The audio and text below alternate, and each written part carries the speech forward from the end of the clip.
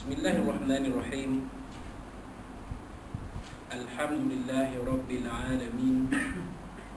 Wa bihi nasta'in ala umuri dunya waddin. Nastaghfiruhu wa nastahdihi wa natubu ilaihi wa natawakkalu alaihi.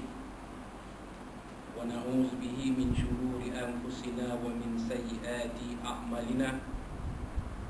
May yahdihillahu fala mudilla lahu wa huwal muhtadi. وَمَن يُضْلِلْ فَلَن تَجِدَ لَهُ وَلِيًّا مُرْشِدًا وَلَا هَادِيَ لَهُ أشهد أن لا إله إلا الله وحده لا شريك له وأشهد أن سيدنا محمدا عبده ورسوله اللهم صل وسلم وبارك على هذا النبي الكريم سيدنا وحبيبنا وشفيعنا وزهرنا ومولانا محمد المصطفى وعلى آله وصحبه ومن دعا بدعوته وتمسك بسنته وجاهد في سبيل الله إلى يوم الدين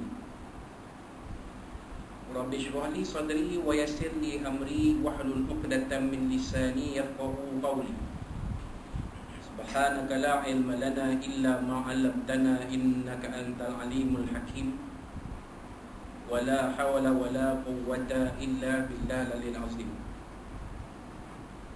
اللهم افتح علينا حكمتك وانشر علينا من خزائن رحمتك يا أرحم الراحمين اللهم أرنا الحق حقا وارزقنا اتباعه وأرنا الباطل باطلا وارزقنا اجتنابه قال الله سبحانه وتعالى في كتاب العزيز أعوذ بالله من الشيطان الرجيم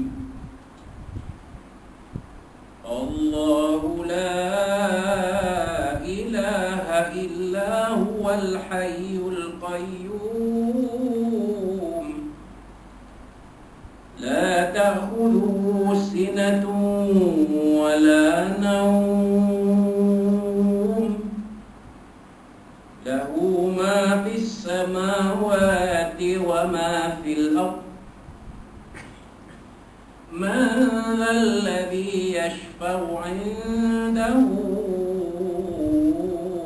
إلا بإذنه يعلم ما بين أيديهم وما خلفهم ولا يحيطون بشيء من علمه إلا بما شاء وسع كرسيه السماوات والأرض ولا يئوده حفظهما وهو العلي العظيم صدق الله العظيم وقال نبينا سيدنا محمد صلى الله عليه وسلم تفكروا في خلق الله ولا تتفكروا في الله أو كما قال رسول الله صلى الله عليه وسلم. Yang bersuara tuan imam, tuan-tuan ada di Tengkoso,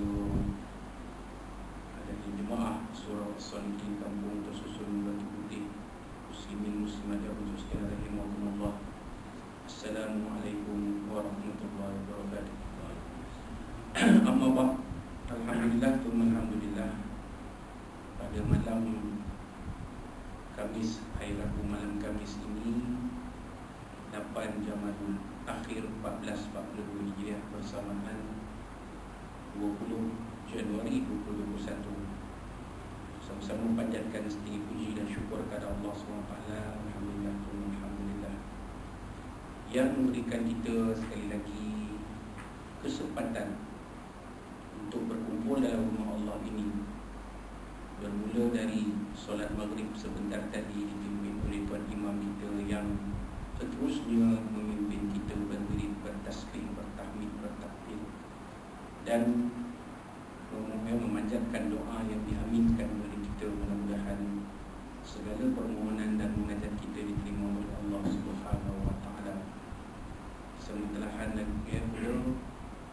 kita telah sedia maklum bahawa bermula pada malam besok, tepat jam 12.30 malam 9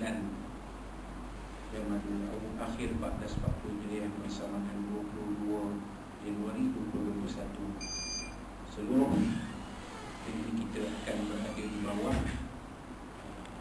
Perintah Kawalan Pergerakan 2.0 seperti dua negeri-negeri yang lain kecuali negeri Sarawak, Bunyi Penyalam.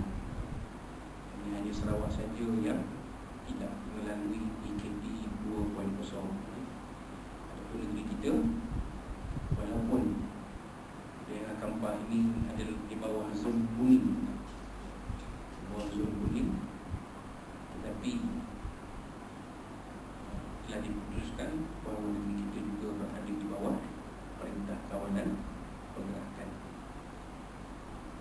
Cumanya di kalangan kita, ya, masih lagi belum terjawab pertanyaan, ya, tanda tanya yang menjadi tanda tanya bagi kita, sama ada pengimarahan masjid-masjid dan surau-surau sepanjang tempoh PKP 2.0 ini akan berjalan seperti yang sedia ada ini, ataupun kembali seperti waktu PKP 1.0 pada bulan Mac yang lalu, bermula 16 Mac yang lalu.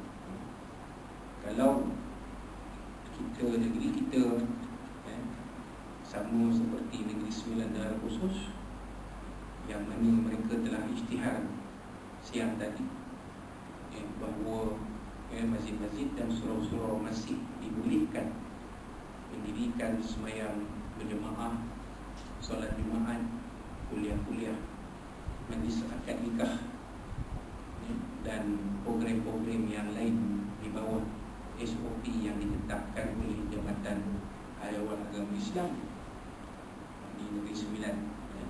Kalau itu berlaku di negeri kita, maka kita tak perlu risau apa-apa lah, kita masih boleh datang.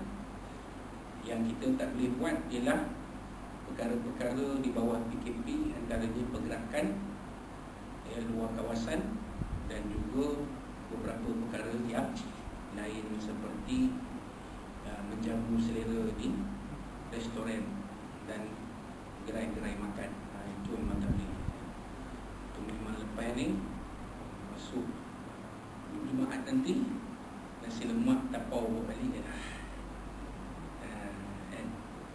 Kedai makan buka, kedai Sarwah di Pekan Lama buka, tapi tak boleh makan di sana, hanya tapau bawa balik saja. Jadi besok pagi tuan-tuan pergilah serbu kedai Sarwah tu ramai. Pasal apa? Pagi Jumaat dah tak boleh lah. Pagi besok, pagi yang last, pergi serbu. Bagi Puan Sarwah tu terkejut. Hai, apa ni?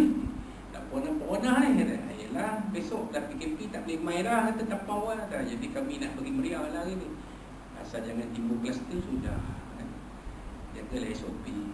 Jadi kalaulah pengimarahan masjid dan surau negeri Perak sama seperti di Negeri Sembilan, maka kita tidak perlu berasa gusar. Tapi kalau Jabatan Majlis Agama Islam Perak dan Jabatan Agama Islam Perak menetapkan sebaliknya, maksudnya balik-balik macam kumpulan Mas yang lalu, itu suatu perkara yang pada kita sangat menduga ceritakan. Kalau kita dah melalui benda tu, dan tuan-tuan jangan lupa, kita hanya 3 bulan lagi sebelum bertemu kembali dengan bulan Ramadan. Jadi kita tentulah tak mahu surau kita sepi pada bulan Ramadan tahun ini seperti pada tahun lepas atau tahun lalu. Tentu tak mahu, kan? Apatah lagi kuliah-kuliah yang diadakan. Kalau dah masjid ditutup daripada solat jemaah, kuliah-kuliah pun semua tangguh lah. Jadi masjid akan terbiar sepi. Walaupun tujuannya tak lain tak bukan untuk melandaikan carta kes COVID-19, supaya kes itu kembali menurun. Tetapi ya, apa yang saya dimaklumkan, Negeri Sembilan diputuskan di masjid-masjid dan saudara tidak ada kluster COVID-19. Maknanya tempat merebak wabak COVID-19 ni bukan di masjid, bukan di surau. Maka masjid surau boleh beroperasi macam biasa. Itu di sana. Jadi mana di sini kita tak tahu. Sebab pentadbiran agama di bawah kerajaan negeri masing-masing, pentadbiran agama Islam. Jadi lainlah. Di sini takkan nak ikut sana, sana tak ikut sini. Jadi berbeza-beza. Jadi kita sama-sama lah berdoa kepada Allah SWT. Mudah-mudahan apa yang kita lalui sekarang ini akan berkekalan, walaupun dalam tempoh PKP. InsyaAllah sama-sama doa.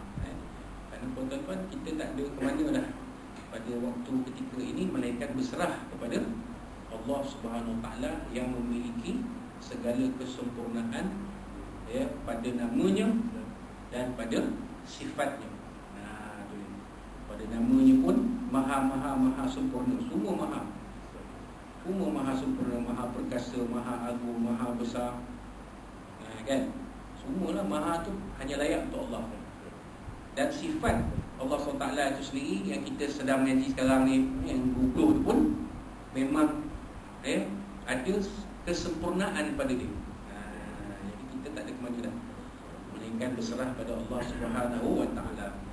Jadi tuan-tuan dan puan-puan muslimin muslimat, dia teruskan pengajian kitab pengenalan sifat 20. Sifat 20 satu pengenalan pada kita terus masuk kepada sifat yang berikutnya, sifat sifat salbiah yang berikutnya. Kumpulan kecil sifat salbiah yang berikutnya iaitu mukhalafatuhu lil ta'ala lil hawadith. Buku surat 124. Kita dah bincang tentang wujud, dah bincang qidam, dah bincang baqa', dah bincang, dah 3 dah. Masuk yang keempat. Ya, jadi mukhalafatuhu lil ta'ala lil hawadith ini masih dalam kumpulan sifat, kumpulan kecil sifat-sifat Allah yang berbentuk salbiyah.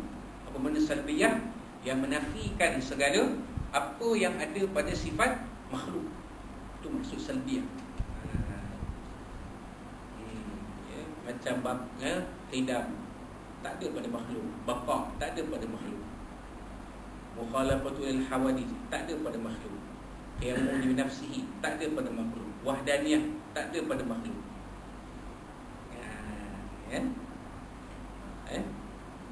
Baik. Mukhalafatuhu ta'ala lil hawadith. Maka di sana di pengarang kitab ini, Tuan Guru Ustaz Muhadir Haji Jol As-Sarawaki Al-Bucini menimbulkan satu soalan. Apakah pengertian sifat mukhalafatuhu lil hawadith? Cara mengetahui dan beriman dengannya, dalil serta kesimpulan tentangnya. Jadi di sana ada nota kakinya. Apa makna hawadith? Hawadith itu apa makna? Kenapa digunakan hawadith? Kenapa tak guna mukhalafatuhu lil makhluk? Buat itu balik pada khaliq, pada Allah Ta'ala. Kenapa tak guna makhluk? Kenapa guna hawadith? Hawadith merujuk kepada makhluk-makhluk yang sudah ada diciptakan oleh Allah Subhanahu Wa Ta'ala. Bila disebutkan hawadith, umpamanya manusia, bukit, pokok, haiwan, maka lebih senang akal fikiran untuk memikirkannya dan membuat perbandingan sifat dan zat yang terzahir pada hawadith ini. Hawadith itu merujuk kepada benda-benda yang baru. Dia balik kepada sifat yang kedua yang kita bincang, qidam. Qidam ataupun qadim. Allah Ta'ala itu qadim, lawannya hadis. Wajib qadim, mustahil hadis. Kan kita dah beritahu formula dia kan. Masuk aja formula, ubah dalam formula tu. Allah Ta'ala itu mukhalafatul hawadith, lawannya kan, bersamaan Allah Ta'ala itu berlawanan dengan yang baru, dengan segala yang baru. Lawannya bersamaan dengan segala yang baru. Wajib, ianya wajib Allah itu berlawanan dengan segala yang baru. Mustahil dia bersamaan dengan yang baru. Itu formula lah. masuk pun boleh ubah je. Benda je sama. Macam kita bincang sebelum-sebelum ni kan, formula matematik A campur B sama juga X campur Y sama juga XY. Tu je dia. Kan? Masuk je formula ubah tu. Apa huruf pun campur dua tu lah jumlah dia. X 3, Y 4. Jawapan dia 3 campur 4, 7 lah. Kan? Wallahu a'lam. Itu dia. Jadi belakang tu jangan lupa, walaupun tak masuk sekolah, jangan lupa baca buku. Buku dah ada, baca. Kan? Ada kelas online, tengok laptop. Tak ada, tak apa. Kita dah baca siap. Masuk kelas esok dah tahu apa cikgu nak ajar. Jangan dibelek je handphone main game tak berhenti. Asyik main game je, cuti main game, sekolah main game. Kan? Tak salah main game. Game tak salah. Game tak salah. Yang salah manusia yang bermain game itu. Betul tak? Bola salah ke? Oleh kerana orang bergaduh pas masa main bola, kita haramkan permainan bola. Macam tu ke cara nak selesai masalah? Tak jadi cara tu. Bukan salah bola, bukan salah sukan bola. Yang salah manusia yang bermain bola sepak. Manusia tu yang perlu dibetulkan. Jadi game tak salah. Yang salah manusia yang bermain game tu, anak-anak kita. Ada balik buka buku. Banyak lama sangat pun sejam je. Lepas tu nak tidur layan lah game tu sampai terlena. Katiham. Baik. Itu dia. Mungkinan adalah makhluk yang sudah ada dan yang belum ada. Mungkinan ini makhluk yang sudah ada dan yang belum ada. Maknanya makhluk ni kenapa dia kata mungkinan? Sebab dia boleh jadi ada dan boleh jadi belum ada. Dengan sifat kudrah dan iradah yang ada pada Allah, dia boleh mengadakan sesuatu yang belum ada dan menjadikan sesuatu yang sudah ada. Contohnya, Allah Ta'ala boleh menjadikan seorang bayi yang belum ada untuk dilahirkan oleh ibunya dan boleh matikan bayi tersebut setelah dia dilahirkan. Itu dia. Itulah beza Allah Ta'ala dengan makhluk. Allah Ta'ala dia maha berkuasa. Nak buat apa pun, bila Allah Ta'ala nak sesuatu pun fayakun. Innama amru idza arada syai'an ay yaqul lahu kun fayakun.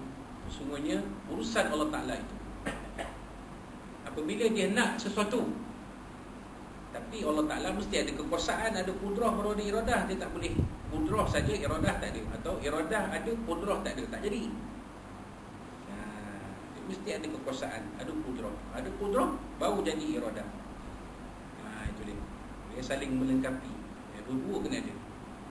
Bila idza arada syai'an, bila dia nak sesuatu, Allah Ta'ala menghendaki sesuatu, ay yaqul lahu kun fayakun. Allah kata jadi. Sebab tu timbulnya istilah gunting pelemin. Wahal baru sekali rumble on the back.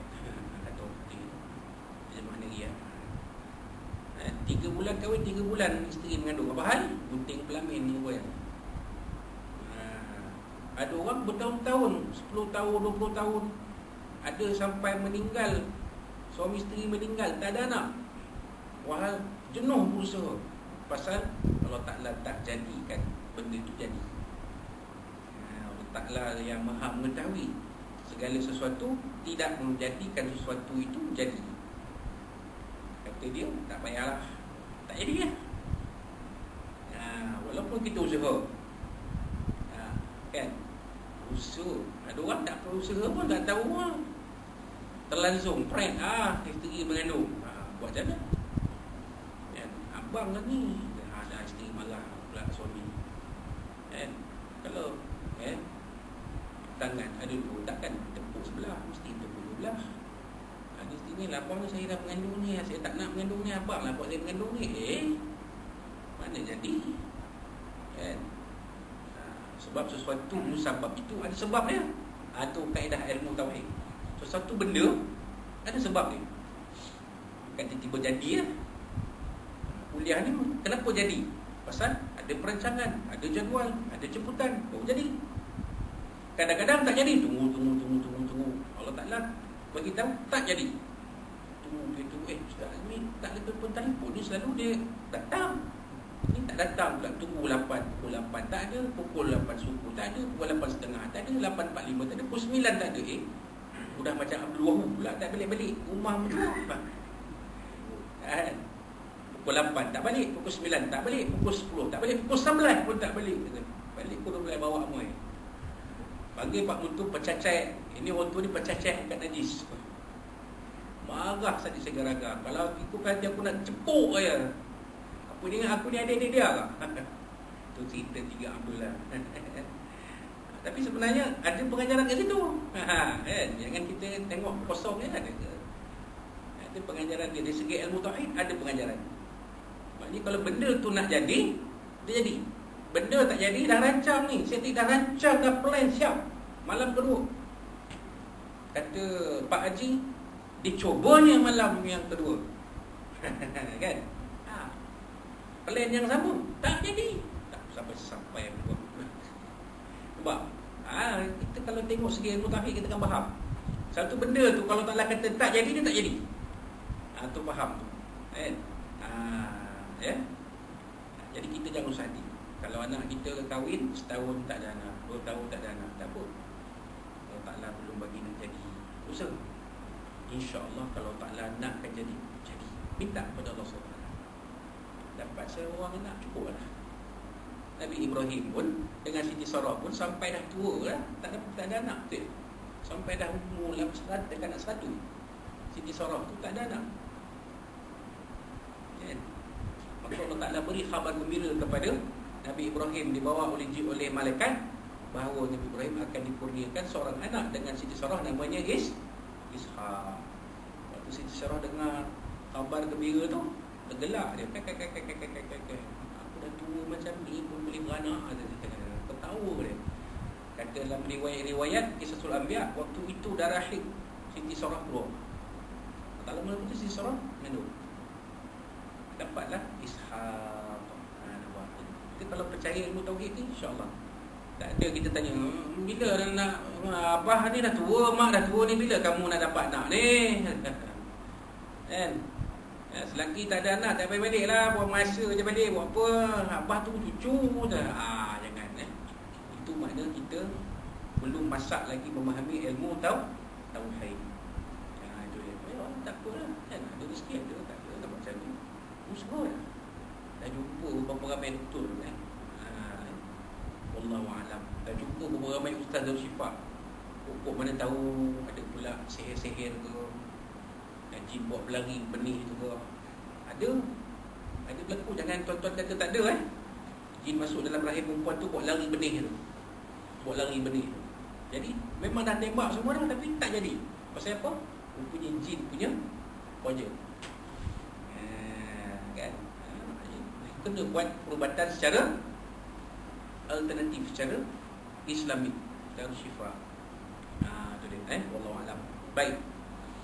Baik, kita lihat seterusnya. Jawapan dia, cara mengetahui dan beriman. Wajib kata setiap mukallaf mengetahui dan beriktikad bahawa wajib bagi Allah SWT bersifat dengan mukhalafatuhu lil hawadith, berlawanan dengan segala yang baharu, tidak serupa dengan segala yang baharu.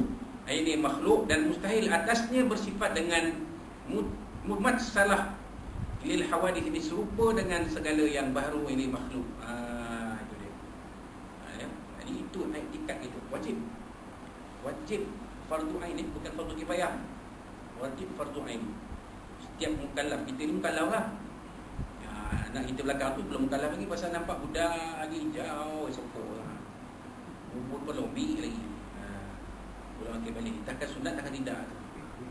Takkan nak suka luar pula. Ustaz tak percaya, saya buka suara apa tu. Tak payahlah. Tengok badan ni, kita tahu ni belum sunat ni.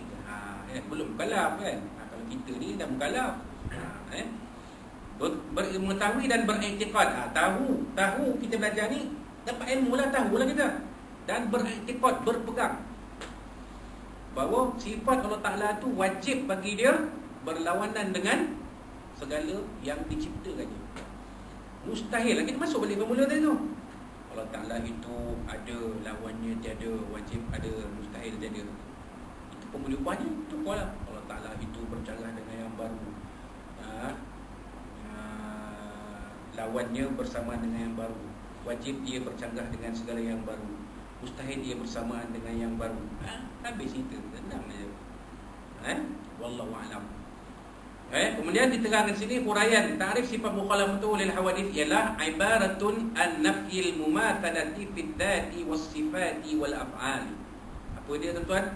Puan-puan, suatu ibarat ini kefahaman yang menafikan ada persamaan dengan yang baru ini makhluk dari segi zat, sifat-sifat dan perbuatan-perbuatan. Zat pun tak sama. Janganlah tuan-tuan berangan fikir Allah Taala macam mana rupa agak macam gergasi besar. Tu jangan tuan-tuan. Itu sifat makhluk. Gergasi pun makhluk. Jangan. Kita jangan fikir. Sebab tu Nabi melarang kita berfikir tentang zat Allah. Tafakkaru fi khalqillah. Berfikir tentang kejadian Allah. Tak apa, fikirlah. Fikir tentang kejadian Allah Taala ni. Apa saja yang kita nampak depan mata kita fikir, boleh fikir. Wala tatafakkaru fillah. Jangan kita kamu berfikir tentang zat Allah. Sebab ni takkan sama.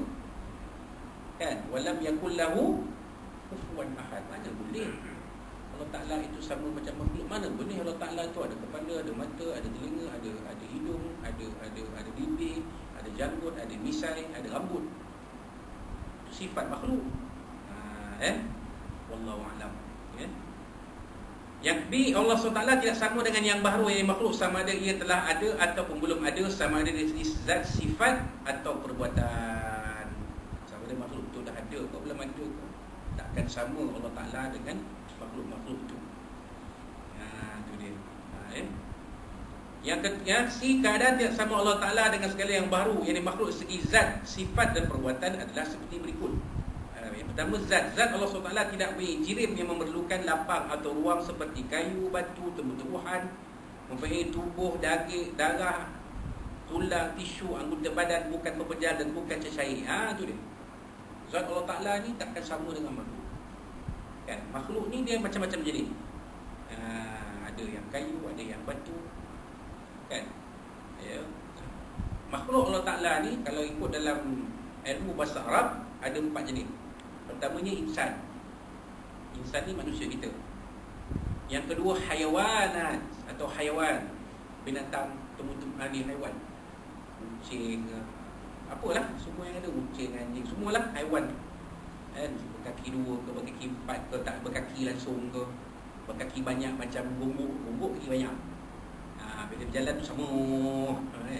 Kadang sentuh dia bulat dia. Jadi bulat. Sekarang dia luweh balik jalan. Tu gombok kan. Kalau jengking ke apa tu haiwan lah tu. Dia ada nyawa. Ada masa dia akan mati. Kan. Kemudian nabatan ataupun nabat, tumbuh-tumbuhan. Pokok lah, segala apa yang tumbuh. Pokok, sama ada pokok kelapa ke, pokok betik ke, pokok kacang ke, rumput ke, rumpai ke, itu adalah tumbuh-tumbuhan. Jamad atau jamadat yang keempat, apa dia? Benda tak bernyawa. Batu, kayu, batu lah.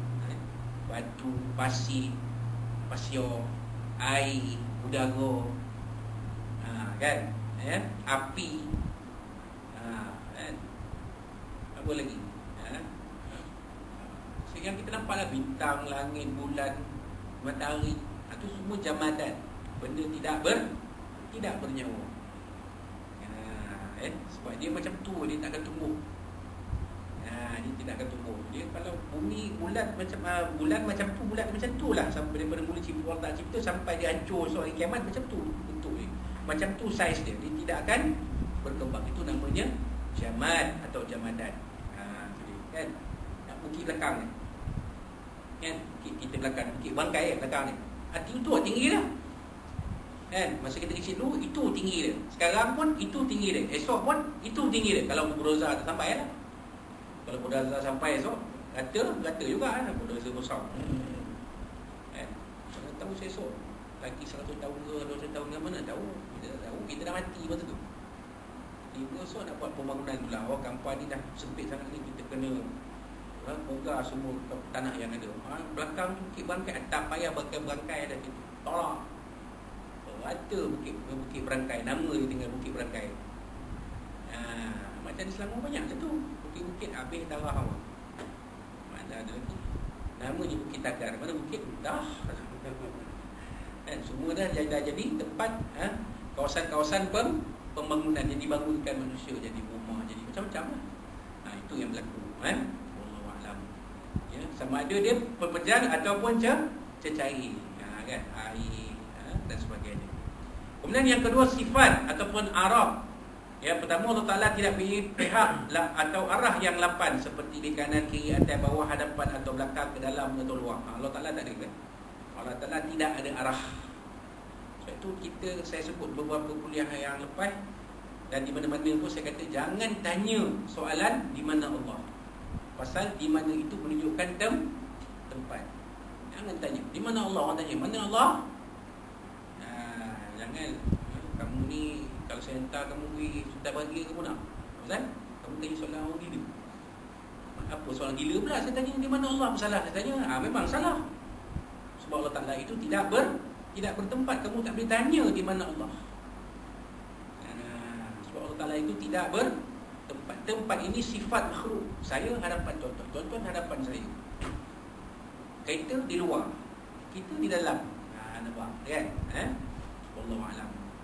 Yang kedua, Allah SWT tidak berada di mana-mana salah satu pihak atau arah yang lapan, seperti di kanan, kiri, atas, bawah, hadapan, belakang, dalam dan luar. Itu dia. Yang ketiga, tidak bergerak. Maksudnya kalau yang kedua ni kita boleh kata arah mata angin lah, utara, selatan, timur, barat. Bukan. Allah Ta'ala tak ada arah macam tu. Kita yang ada. Kampar di selatan, Ipoh. Di utara, Tapak.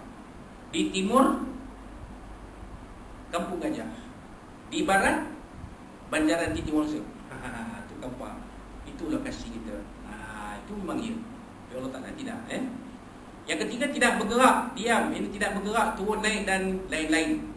Itu Allah Ta'ala mustahil. Allah Ta'ala itu ada sifat begitu. Pegun Allah Ta'ala itu, ataupun bergerak Allah Ta'ala itu, ataupun turun.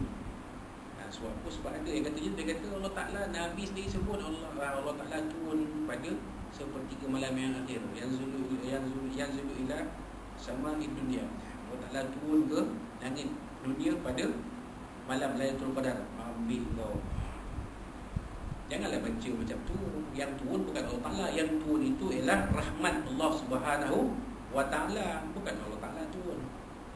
Allah Ta'ala mustahil ada sifat-sifat begitu, turun, naik. Yang ada makhluk ada. Malaikat turun ke bumi, naik balik ke langit. Itu ada. Nabi Isra dari Mekah ke Baitul Maqdis. Itu arah kan, pergerakan. Kemudian naik ke Sidratul Muntaha. Itu pergerakan makhluk, memang ada pergerakan. Allah Ta'ala tidak ada pergerakan. Dia tak ada turun, tak ada naik, tak ada. Wallahu a'lam. Yang keempat, tidak berubah umpamanya daripada besar pada kecil, kuat pada lemah, tahu kepada tidak tahu dan lain-lain. Itu mustahil pada Allah SWT. Allah Ta'ala mustahil Allah Ta'ala itu berubah sifat dia, zat dan sifat dia tak. Kalau Allah Ta'ala itu tidamlah dia.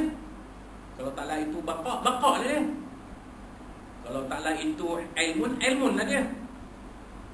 Tak mungkin Allah Ta'ala itu hari ini ilmun, besok jahilun. Tak. Ataupun hari ini jahilun, besok alimun. Tak. Kita ya tak mengaji ni, jahil ke tak? Tak mengaji ilmu tauhid ni, jahil ke tak? Bila kita mengaji, alim kita. Mengaji dalam lagi, faham betul lagi, faqih kita. Nampak? Jadi kita ada perubahan. Kan? Dulu boy, sekarang gemuk. Saya kan, dulu boy, sekarang gemuk. Esok tak tahu boy pula. Mana tahu? Saya jumpa-jumpa. Assalamualaikum. Tengok boy, badan betul-betul. Siapa ni? Tak kenal saya lah. Dengar suara, ni Ustaz Azmi ke? Wah, dengar suara bocam. Tengok badan tak cam dah. Dulu nak bangun pun susah. Mayat dah kursi. Sekarang pun handsome ni aku kok menantu ni. Yang itu tuan tak ada lagi, tak lari ni. Cerita je lah. Maksudnya manusia ini, makhluk ni ada berubah sebenarnya. Allah Ta'ala tetap tak berubah. Allah Ta'ala itu kekal. Dia tetap. Allah Alam. Yang keempat, tidak bertempat makan seperti di dalam alam, di luarnya, di atas langit atau di atas arash. Ini Allah tak mustahil. Allah Ta'ala ini mustahil bertempat. Jadi Allah Ta'ala itu Allah mawjudun bila makan. Allah Ta'ala wujud tidak bertempat. Tak boleh kita soal kita tak tanya di mana Allah, tak boleh. So Allah Ta'ala itu tidak bertempat. Tempat itu sifat bagi makhluk.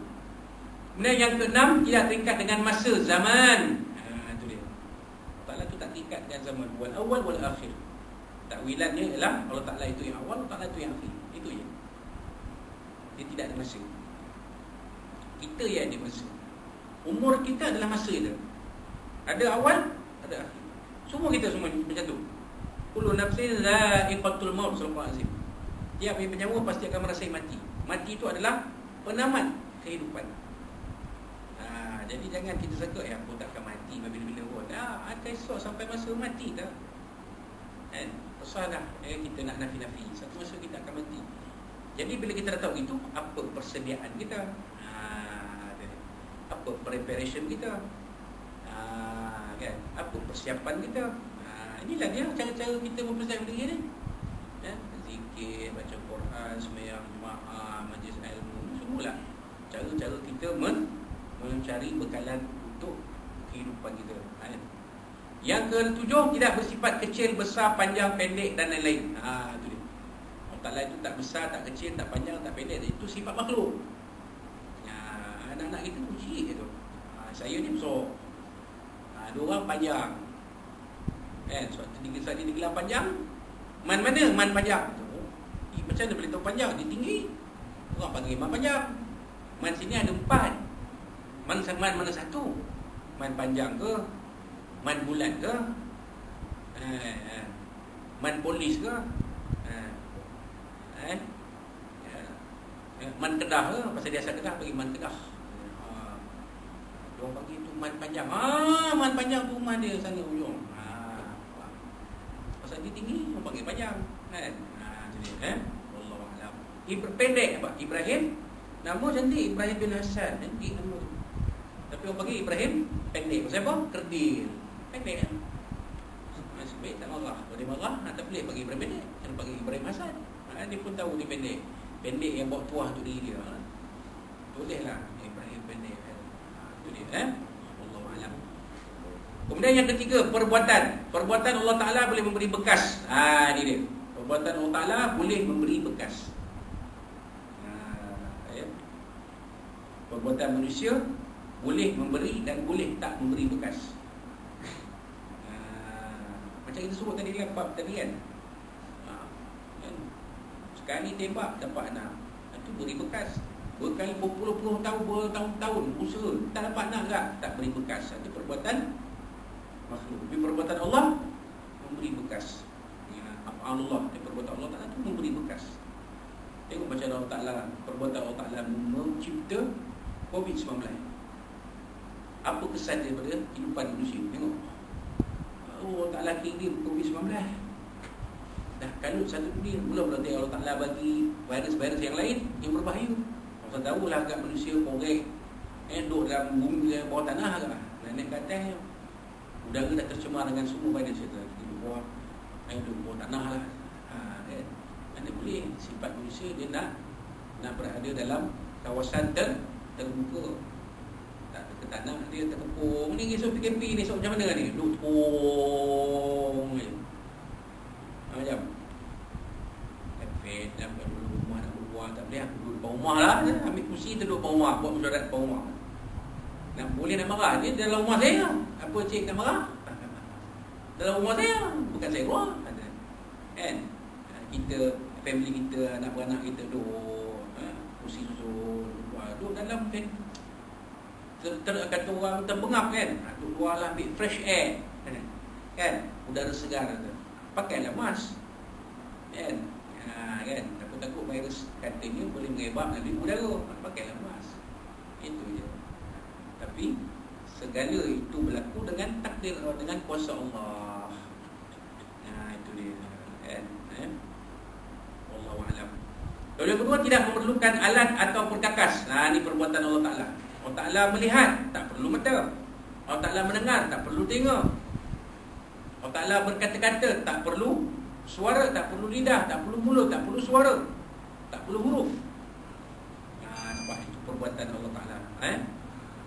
Itu tak perlu Allah Ta'ala melihat, tak perlu mata, tak payah ada mata pun. Kita ya kena ada mata, tak ada mata blackout. Tengok orang buta, macam tak nampak apa pun. I just call to say I love you. Kan? Telefon ni nak pandang awet, tak nampak-nampak pun satu gelap je. Telefon je lah. Telefon lah, saya sayang awak kata. Kan? Ingat tak? Stevie Wonder kan, I just call to say I love you. Buta. Kan? Dia tak nampak awet dia, jadi telefon lah. Dengar suara bang kata, oh ada Minah. Itu je lah. Pasal dia tak nampak. Bukan menghina dia, tak. Dia nak cerita orang buta macam mana, apa peranan mata untuk melihat. Itu sebenarnya Allah Ta'ala perlu mata ke nak melihat? Tidak. Allah Ta'ala itu Al-Basir, Maha melihat, tak perlu mata pun. Kan? Dengar macam tu tak? Tak ada telinga macam kan? Kalau pendengaran kita rosak, kan? Kita jadi pekak. Jerit macam mana pun. Macam Saidin pekak. Lain orang cakap, lain dia dengar. Kan? Bercerai dia dengar. Apa pergi gunung cerai? Hutan. Orang cakap cerai, dia pergi ke cerai pula. Itu dia masalah. Sebab pun dia punya sound sudah separuh rosak. Itu Saidin pekak. Itu peranan manusia, dia perlu telinga nak mendengar. Allah Ta'ala perlu telinga untuk nak mendengar? Tidak. Allah Ta'ala Maha mendengar. Wallahu a'lam. Tidak memerlukan pembantu. Allah Ta'ala tak perlu bantu. Kita perlu bantu makhluk. Perlu bantu. Orang yang uzur nak semayang, untuk dia siapa nak ambil? Dia tak boleh nak bangun, perlu bantuan. Tolong ambilkan air semayang saya nak semayang ni. Bagi kata hati sudah isi pun tolong ambil kan. Kan? Sebab isteri kita. Kalau kita mesti panggil MA kan. Cik tolong ambilkan air untuk pakcik nak semayang. Saya tak boleh, saya perempuan kata. Perlu bantuan dia manusia kan. Allah Ta'ala perlu bantuan ke? Tak. Allah Ta'ala tak perlu pembantu. Yang keempat, tidak mengambil faedah daripada perbuatan dan hukum hakamnya. Allah Ta'ala tu Maha Kaya. Allah Ta'ala tak rugi apa pun. Jadi kalau Allah Ta'ala rugi, kalau kita dia tak ikut Allah, tak ikut dia, tak jadi ikut dia, tak jadi hamba pada dia, Allah Ta'ala rugi ke? Tak ada. Allah Ta'ala tu Maha Kaya. Tak rugi sikit. Kalau dah seluruh manusia masuk neraka, adakah Allah Ta'ala terasa rugi? Tidak. Allah Ta'ala itu Maha Kaya. Yang rugi siapa? Kita lah. Pasal kita dicapak masuk neraka, kita lah rugi. Allah Ta'ala rugi ke? Tak, Allah Ta'ala tak rugi. Allah Ta'ala tak rasa alat. Sebab Allah Ta'ala itu Al-Ghani. Apa dia? Al-Ghani yang Maha Kaya. Al-Mughni yang memberi kekayaan. Allah Ta'ala memberi kekayaan. Adakah bila Allah Ta'ala beri kekayaan, Allah Ta'ala akan jatuh miskin? Tidak. Allah Ta'ala tetap kaya, Maha Kaya. Kan? Itu beza Allah Ta'ala dengan kita manusia, makhluk. Kemudian yang keempat, tidak ada yang sia-sia. Tak ada perbuatan ciptaan perbuatan Allah, ciptaan Allah yang sia-sia. Rabbana ma khalaqta hadza batila. Ya Allah, Tuhan kami tidak akan menjadikan semua jadi sia-sia. Tak ada. Sia-sia yang kau ni hidup kata. Dalam cacat, apa tak boleh. Jangan cakap yang tu kan.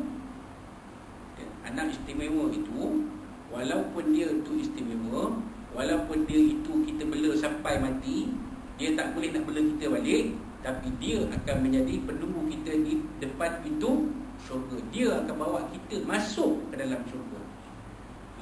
Waktu kita kalau ada anak OKU ni, pasal ada rasa kan, hati kita bisa sungguh. Aku kalau tahu aku berenam, lain-lain pun berenam kan dalam lubang taibih mati senang. Ini bela sampai dah besar panjang, bukannya nak boleh buat apa dah. Kena tahu sindrom kan?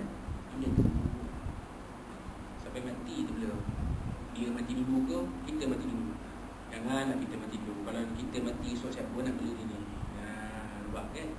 Tapi dia tu adalah anak syurga. Allah Ta'ala cipta dia tidak sia-sia.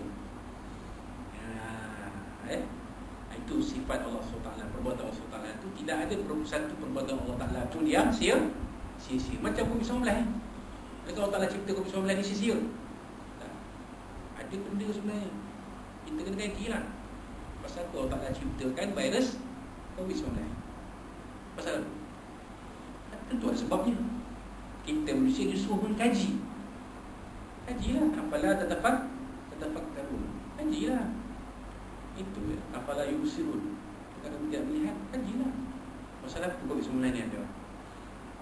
Ya, mungkin manusia ni sudah banyak derhaka kepada Allah Subhanahu wa Ta'ala. Allah Ta'ala berturunkan suatu benda yang boleh menghisapkan manusia. Itu pun tak hisap juga. Kan? Masih lagi dengan perangai yang bukan kan. Allah Alam. Baik. Terlihat kepada nota kaki berkaitan dengan zaman tadi.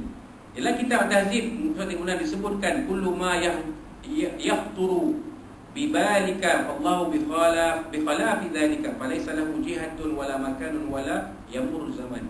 Setiap apa saja yang bertergambar dalam benak fikiranmu, maka Allah Ta'ala berbeza daripada semua perkara itu.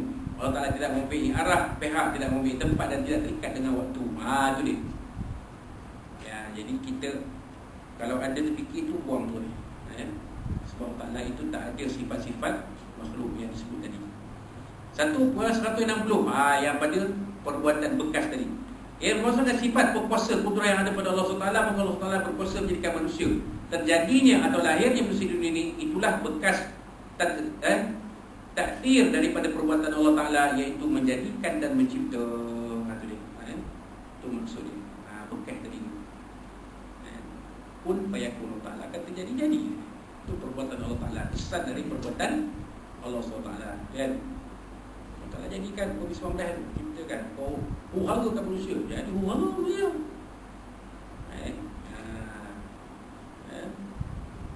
Tapi dalam pandangan dalam apa kata orang merebak COVID-19 pun, manusia tetap dengan kesombongannya. Bukan sombongan, sebahagian kita. Allah Akbar. Kemudian perkara 161.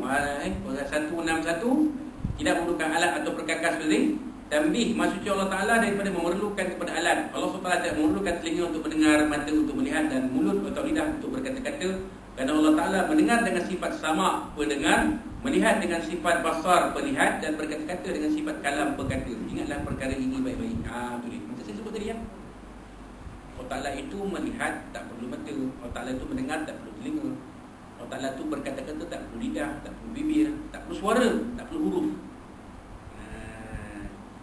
Ini Al-Quran itu kalam Allah. Disebut kalam Allah. Adakah Al-Quran itu ada suara, ada huruf? Tak. Al-Quran yang hakikatnya tidak ada suara, tidak ada huruf. Habis kita baca Quran tu ada bunyi, itu bunyi kita, suara kita. Huruf Al-Quran itu ditulis di atas lembaran mushaf. Tapi Al-Quran yang betul, Al-Quran yang hakikatnya, dia tidak ada suara, tidak ada huruf. Nak tahu macam rupa Quran tu, tunggu nanti di padang mahsyar. Sebab Nabi dah beritahu. Nabi kata, iqra'ul Quran, bacalah kamu Al-Quran, fa innahu ya'ti yaumal qiyamati syafi'an li ashabi. Sungguhnya dia akan datang pada hari kiamat jadi syafaat kepada pemiliknya. Itu sadarnya menunjukkan Al-Quran itu ada benda ni, ada yang sebenar. Quran yang sebenar tu ada. Bukan mazhab ni, bukan yang mazhab-mazhab ni, tak. Ada Quran. Quran dalam bentuk dia yang sebenar tu ada. Tidak bersuara, tidak berhuruf, ada. Macam rupa ni, tunggulah nanti di padang mahsyar. Waktu tu alam gaib semua dah zahir dah. Kita dah boleh tengok macam rupa yang sebenar. Kan? Semayang tu dia akan datang dalam bentuk, satu bentuk kepada kita. Semayang tu, puasa tu, dia akan datang dalam satu bentuk kepada kita di padang mahsyar. Dia akan datang dalam satu bentuk. Bentuk macam mana kita tak tahu lah. Sebab benda gaib kan. Kita tak disuruh mengkaji, kita disuruh beriman. Itu je. Tak disuruh kaji. Macam mana Quran ni? Kalau tak bersuara, tak berkata tu, alam lembu masuk sudah bahagia. Sudah gila.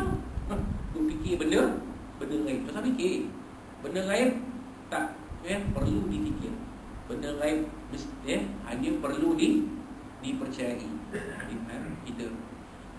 sebagai perkara yang dalam keimanan kita. Macam Nabi Khidir timbul baru ni kan, Nabi Khidir alaihissalam. Persoalan, adakah Nabi Khidir itu masih hidup atau tidak? Benda gaib. Susah nak gaduh. Kita percaya, dia tak percaya, dia punya hal lah. Nak tahu hidup tak hidup, so jumpa. Kita akan sama-sama bertemu di padang mahsyar. Waktu itulah akan tahu Nabi Khidir ini adakah dia hidup lebih lama daripada Nabi-Nabi lain ataupun sebaliknya. Kita tahu nanti. Sebab benda ini adalah perkara yang menjadi perbezaan di kalangan ulama-ulama ilmu tauhid. Benda khilaf. Ada ulama kata Nabi Khidir hidup lagi. Ada ulama kata Nabi Khidir dah wafat dah. Itu ulama. Jangan kata Nabi Khidir itu mitos. Melampau tu. Kamu tak percaya, sudahlah kan. Saya cakaplah macam ni. Saya tak percaya Nabi Khidir itu masih ada. Saya percaya Nabi Khidir ini sudah wafat. Cuma kita terjumpa makam ni. Itu dia. Terpulanglah pada tuan-tuan. Kalau tuan-tuan tak ikut saya pun boleh, tak nak ikut saya pun tak apa. Ini kepercayaan saya. Saya ada hujah saya. Tuan-tuan ada hujah tuan-tuan, okey. Peganglah hujah tuan-tuan, saya pegang hujah saya. Tapi cerita, tak payah nak kata mitos. Jadi tak betul lah kan. Kita menafikan kepercayaan benda-benda yang khilaf. Benda tu tak merosakkan iman pun. Percaya Nabi Khidir hidup sebagai ini, ada merosakkan iman ke? Tak ada. Tak percaya Nabi Khidir itu hidup, dah mati dah wafat Nabi Khidir ni, rosak ke iman? Tak rosak. Sebab kita percaya Nabi Khidir itu adalah seorang utusan Allah SWT. Yang merosak iman ialah mana pula Khidir Nabi pula. Dia bukan Nabi. Dia bukan Rasul. Bukan Nabi, Rasul, Khidir. Dia Khidir lah.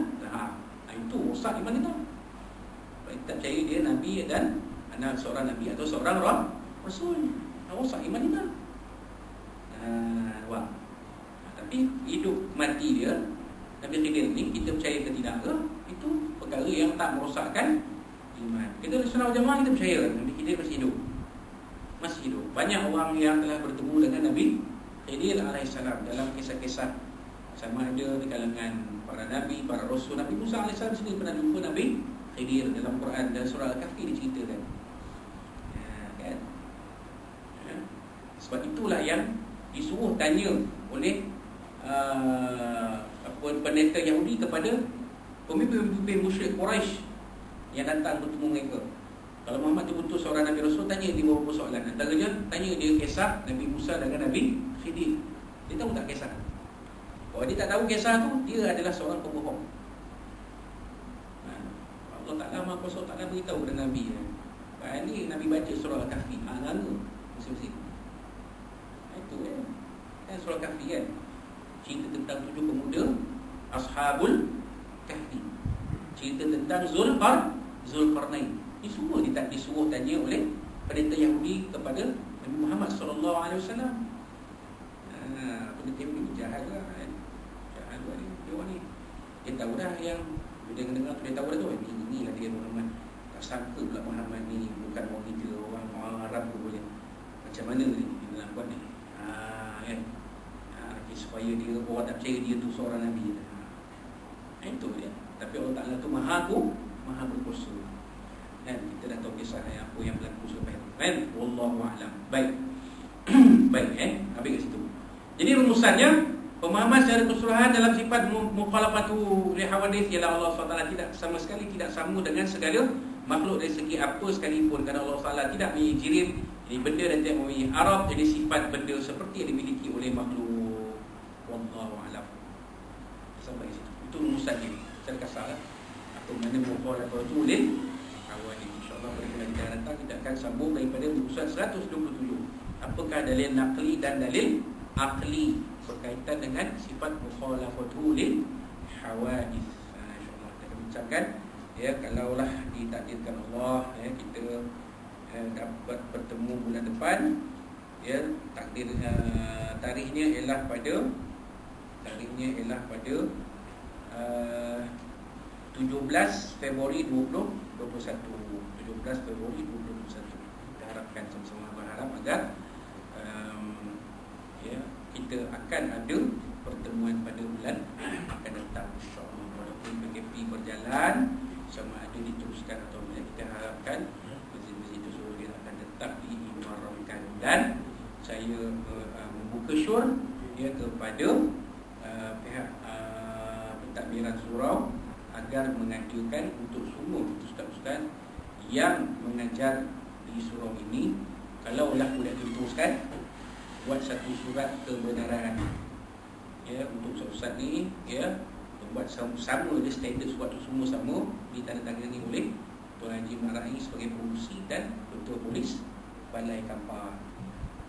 Jadi kami ada surat. Jadi kalau pergi mana-mana dan saya daripada kota ini pun, bila ada saya kata jalan raya, saya boleh tunjuk ada surat daripada surau, ada signature, ada tanda tangan OCS. Okey, jalan Ustaz, jalan. Kalau tak ada surat, kita tanya kan? Ada surat? Tak ada surat, patah balik kan? Kita buat standard. Semua tu sama je. Kan? Saya ke Tuan Haji Ibrahim tak apalah, orang sini je kan. Yang berada di luar Kampar lah. Ustaz Azab Arif ke ya, mana-mana ustaz yang di luar Kampar. Ya, kami ini.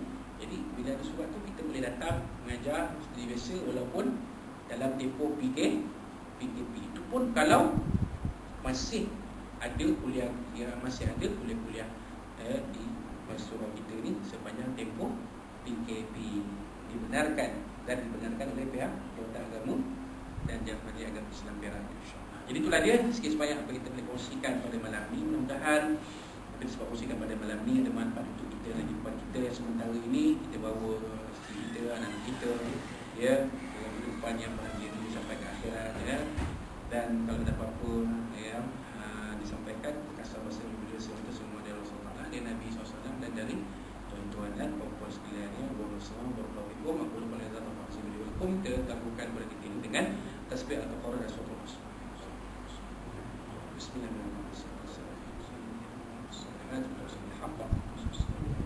A'udzu billahi minasyaitonir rajim. Bismillahirrahmanirrahim. Alhamdulillahirabbil alamin wa bihi nasta'in wassalatu wassalamu ala asyrafil anbiya'i wal mursalin. Allahumma arhamna bil hadzal marhamat faraj bi tafsir masuma. Wallahu bi'il kafin wa di adani wa musika min syurri. Allahumma badil syarra wa farik jam'u musyaddid ka tawzazil muslimin. Kilabi khalid jabbar taqdim ya Allah ya Allah ya Allah. Allah memzal kitab wa biasa wa azab yazim wa sallallahu alaihi wasallam. Rabbana zidna wa zidna qama ya akmal akramin. Rabbana atina fid dunya hasanah wa fil akhirati hasanah wa qina adzabannar. Allahumma rfa'na balagha wa barik fadli bi sallallahu khususan al-arifin soal quruna fadli bi sallallahu alaihi wasallam. Rabbana taqabbal minna husna wa alimana wa liqana wa amalna fi hadhihi al-laylatil mubarakah min shahri jama'il akhir barakah kasmin alim wa tum lana ya maulana taqabbal minna asma wa fiha salamun wa alhamdulillahi rabbil alamin. Taqabbalallahu minkum minna bikum taqabbal billahi taufiq. Wassalamu alaikum warahmatullahi wabarakatuh.